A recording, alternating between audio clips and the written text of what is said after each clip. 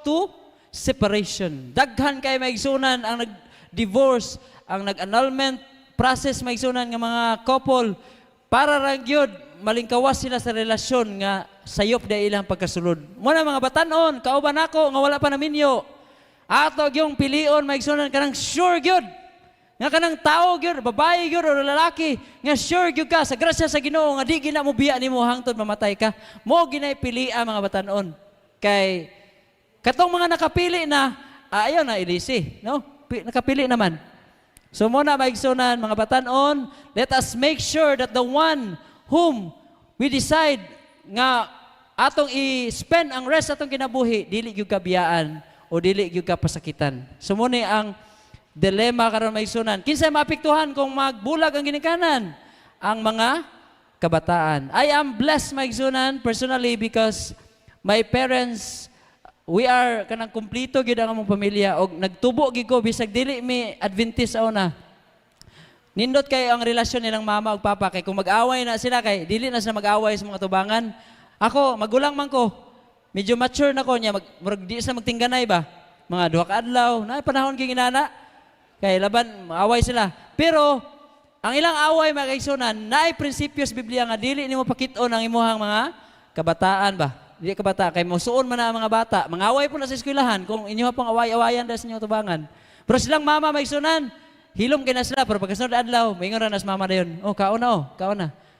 Mukha na sa dayon. Mora na ilahang reconciliation maigsunan. Magtingganay ra na sila. Dili gid matiis ba. So inana maigsunan ang dapat kinahanglan po sa mga ginikanan, no? Kabalo mo ang mga celebrities karon maigsunan. Lain na pong asawa, lain na po, di ba? Pagkasunod, lain na pong tandem. Grabe no? Grabe ang kinabuhi maigsunan. Dili matakahukom pero dili gina siya kabubuton sa Ginoo nga magbalhin-balhin ka og partner. Kinahanglan usa ra gyud. Og kana maigsunan ang hinungdan mao ang sala. It is because of sin nga na separate ang atong relasyon sa Ginoo. Ang sala seryoso. Makaingon ko sana all. Sana all, seryoso. May pa siya, seryoso. May pa ang sala, seryoso. Pero usahay kita. Atong pagpangalagad, murag dili gid seryoso maigsunan. Ato bang murag joke-jokan ra nato ang Ginoo ba? Ang pagpangalagad. Pero kinahanglan maigsunan. Kay ang sala seryoso man, kinahanglan po kita magseryoso po sa atong pagpangalagad sa atong buhi nga Dios. Nganong seryoso ang sala? Tungod kay si Adan ug si Eva, pagkasala nila, ang robe of light nila maigsunan, it departed from them. And then they became naked. Hubo na sila sa atubangan sa tao o sa Dios. O sila, gisugo sa Ginoo nga mopatay o sacrifice. O kana, the first time that Adam and Eve saw, kana bitawng dugo bitaw nga gikuan, giihaw nila or gi-sacrifice nila ang isa ka animal tungod sa ilang sala. Dito na realize ni Adan nga seryoso gid kay ang sala kay kinabuhi di ang kapalit. No, sumonay paigsunan ka seryoso ang sala. So unsa man ang sala? Sumala sa Biblia. Bisan kinsa nga magpakasala or mulapas sa kasuguan, siya nakasala kay ang sala mao man ang paglapas sa kasuguan. So kung mulapas dai ka sa sugo, mga batanon, kung maingon ganin yung papa or mama nga alas 9 ha, dapat na nagyod sa balay. Kung maabot kag alas 10, expect something nga consequence. Kay gilapas nimo ang sugo. Muna ang sala makiisunan. Kinsa man ang source sa sala? 1 John 3:8, for the devil sinned or sinneth from the beginning. So ang source gid ani maigsunan ang kaaway sa Ginoo. Who is the devil? Kinsa man ang ngalan sa una? Sa dihang wala pa siya nahulog. Isaiah 14:12, how you have fallen from heaven, O Lucifer, son of the morning. Kabalo mo maigsunan, kinsa diri mga kaginikanan nga inyong anak, inyong gilangalanan og Lucifer? Wala siguro, no? Wala siguro no? Kay nganong dili man ato ngalanan og Lucifer ang atong mga bata? Because namiunta kayo ang meaning sa Lucifer. Because Lucifer means light bearer. Light bearer. Okay? Pero maigsunan, ang Lucifer manggod, mura ang background bitaw niya kanang lain na ba? Dili na kayo makakita kog away. Bisan gani sa akong ngalan nga Manny, hapit ko nakakita away sa una, no? Kay ginagayagaan nila sa una ba? Pag high school. Ila kong yagayagaan. Pero kaning Lucifer maigsunan, Nami kayo niyang meaning ani. It is light bearer.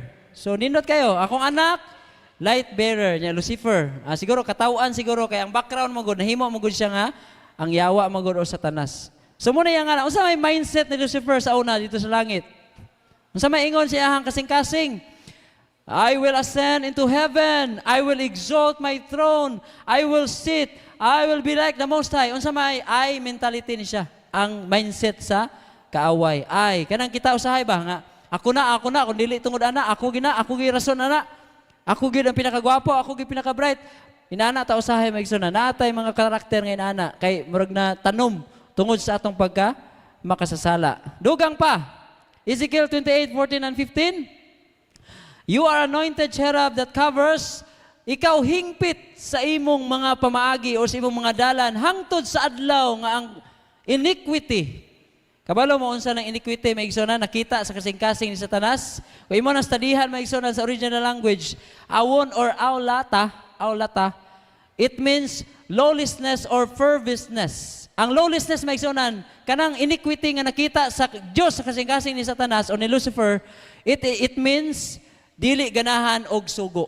Lawlessness. Meaning, si Satanas maigsunan, na ako'y sugo nga ako Pero karon maigsunan sa atong mga katawhan sa tibuok kalibutan, daghan kayo nagawali ron nga wala na daw sugo. Mura pod, pareha pod sa karakter sa kaaway. Nga dili na kuno kinahanglan ng sugo, mo na yung mga proposal ni Satanas sa atong kinabuhi. Hinaot nga, dili ta mapareha sa kaaway maigsunan nga lawlessness. Dili ganahan og sugo. Kay kung in love ka sa Ginoo, bisag dili ka sugoon, mutuman ka. Muna nindot kaya kanina nahigugma bitaw ka, misita ka sa balay, sa babaye. Si Brother Major, siguro nakatry ni siya sa una. Magpamasita niya, ay namoy ko andere kanang magkalos tani ko tubig, unsa nang kalos yun, magkabo, no? Sagob tubig. Uy, puno na ra ba ni dong? Puno na mga container dong? Ay dili lang, iabura na ako nito kay ako gining kabaan. Kay nahigugma man ka. Tungod sa gugma man god, walay lisod kung nahigugma ka. Mo gini siya kanindot. Kung nahigugma ka sa Ginoo, nindot kayo tumanon iyang mga sugo. Nindot kayo tumanon, dong panghugas dong. Pagka namiya sa hugas, ay bisag walay sabon god. Okay ra. So grabe gid ang gugma maigsunan. Padayon. Verse 15. Ang imong kasing-kasing napataas tungod sa imong kaanhiyag. Sahay kaning gwapo na kay ka ba or kanang gwapa kay ka ba? Munong salamat sa Ginoo sahay nga dira po kay ta gwapo, dira po kay gwapa, pero gwapa matatanan sa mata sa Ginoo. Pero kabalo wa igsunan kung akong hitsura murag si Daniel Padilla ron, ambot madiguro ko pakita sa inyo kay basig inyo kung grabe mo pa picture mo may nako ba. Pero kuyaw kay maigsunan kung gwapo kay ka or gwapa kay ka. Naay mga naagani naghikog tungod kay gwapa kayo, no?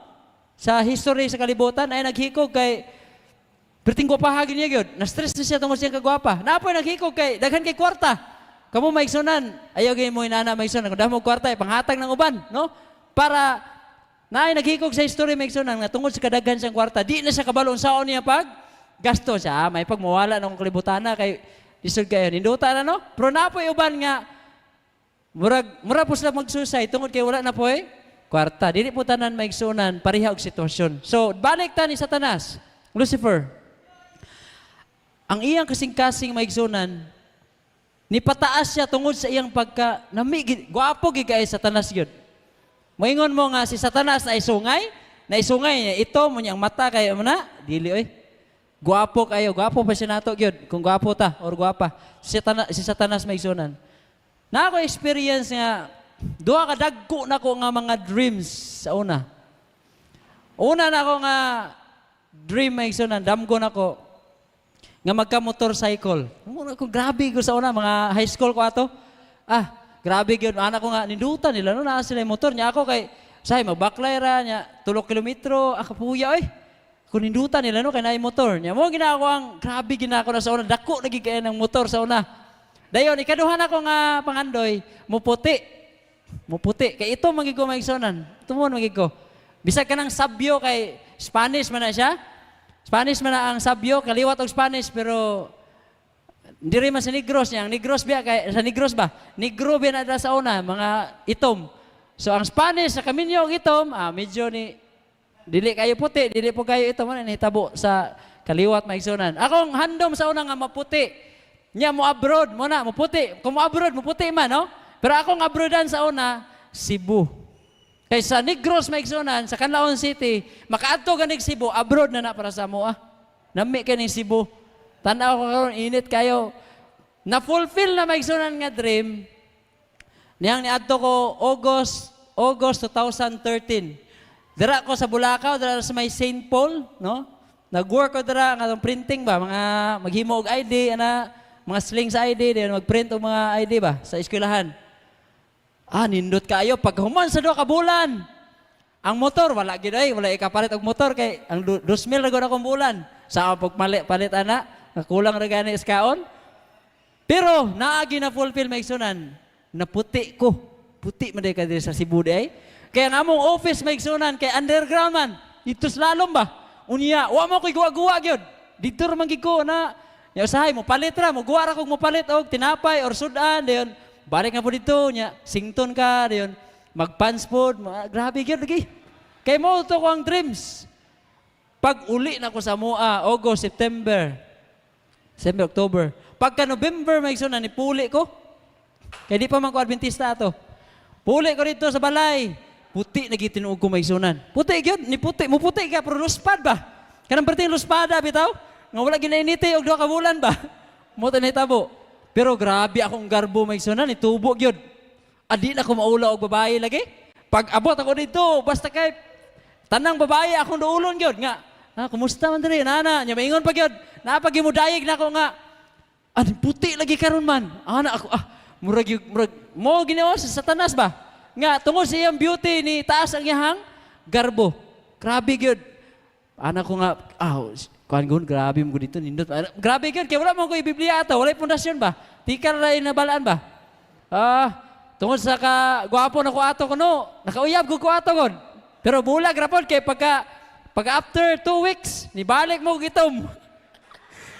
Nibalik ko gitom maigsunan. Bulag rapod me, bulagan rapod ko. Kay maling akala ra day. Abi niya puti. Mota maigsunan. Muna ako ang big dream sa una. Pero ako na-recall karon maigsunan, ang karakter ni Satanas, ni-reflect to sa kuha atong panahon na gyud. Nga ang garbo tungod kini puti ra ko gamay. Motong ni itong bitag balik, wala ang garbo maigsunan. Ulaw na po kog babae. So inana maigsunan ang atong mga experience. Pero akong ingnon ko kamo karon maigsunan, ang source sa tanan nga kasakit, tanan nga mga brokenness, tanan nga mga garbo, kadalo, walay lain maigsunan, dili ang Dios kundi ang kaaway. Si Satanas o si Lucifer sa una dito sa langit. So diri na ta maigsunan. What are the results of sin? Una, it separates us from the presence of God. Isaiah 59:2, kay ang inyong sala mo'y nakapahimulag kaninyo gikan kanako nga ako dili makadungog bisan sa inyong mga pag-ampo. Mo ni nahitabo maigsunan sa Isaiah 59:2 maigsunan nga ang sala dayon nato mo dani makapamulag sa presensya sa atong Dios. Sa una ko makasala kon lang mama ug papa. Mudagan ko dayon anak kay lagson mo kog bunal. Mubalik ko anak kana mahuwas-huwasan nas mama ug papa nga di na kayo suko ba. Nana na dito. Naman suko niya. Lisod mo kayo mamunal kung di nakasuko. So, dili na ko mabunalan. So, istorya na lang ginagmay.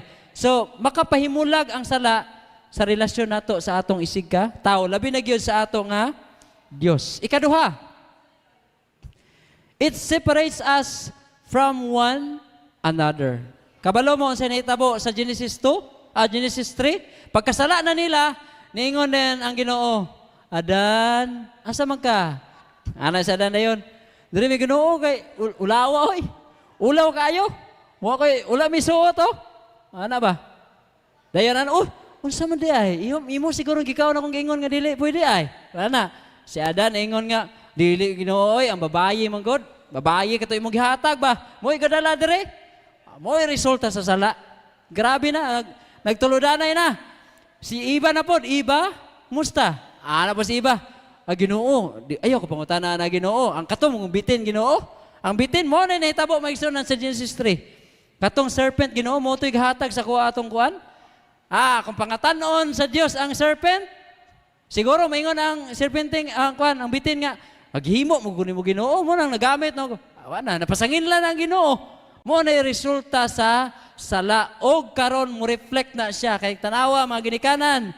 Kung nakasala inyong mga bata, maingon dayon, kinsa man ay nakakuha na nakabuak sa plato. Uy, wala ko dira, uy. Wala ko gikudra Ginoo ganiha. Mo ana dayon. Kay mo na resulta sa sala. They blamed each other. Instead of confessing their sins, they blame each other, mga kaigsuunan. So mo na ganiha, no? Ang unang nakasala, di na ta maglalis, ana, no? Ang kuno na lang ginato sa Roma 3:23 nga, ang tanan nakasala o nakabsan sa himaya sa Diyos. Self-justification. Blaming one another and trying to escape sin by our own reasoning. Ginoo, wala ko ilabot, ano, sige na tagpang, ulipas ba? Mamalibad na ta maigsunan. And try to work by your own self. Muna siya ang self-justification. Pero naay solusyon maigsunan ng ginawa na.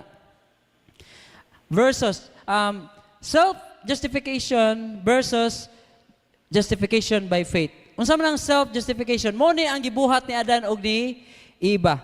Genesis 3:7, kung imong basahon maigsunan ang Biblia, nagingon diha nga sa dihang sila hubo na, nakasala sila batok sa Dios. Naghimo sila og nagtahi sila og fig tree. Sa gito? Fig leaves di ay. Fig tree naman on. Fig leaves. Pagtahi nila, himo nilang apron. Ang apron maigsunan, unsa gini porma? Apron. Diri ra ang ginakaviran pero open tanan diri sa likod mo na ilahang proposal. Okay na ni Ginoo, nindot na ni siya. Pero pag unsay mahitabo maigsunan, unsay gibuhat sa Ginoo? Genesis 3:21, and the Lord make for them, unsa gani? Coats of skins and clothe them. Ang Ginoo gyud. Ana ang Ginoo nga, oy siksira kay mo ana. Dili na makahimaya nako kung mo na inyohang bayo no, lunggo na no. Kung mo na inyong sinina mga Adan og Eva, dili ko mahimaya ana. Kay lain dayon una kay makasasala naman. Mo to ang Ginoo, mo bitaw nga nipatay gyud sila og karnero kay ang panit ana mo'y gihimo sa Dios nga sinina. Sinina gyud nga cloth, meaning cloth tanan gyud. Dili kay apron ra nga nagkita ra diri tanan. Ang Ginoo kay ana gyud.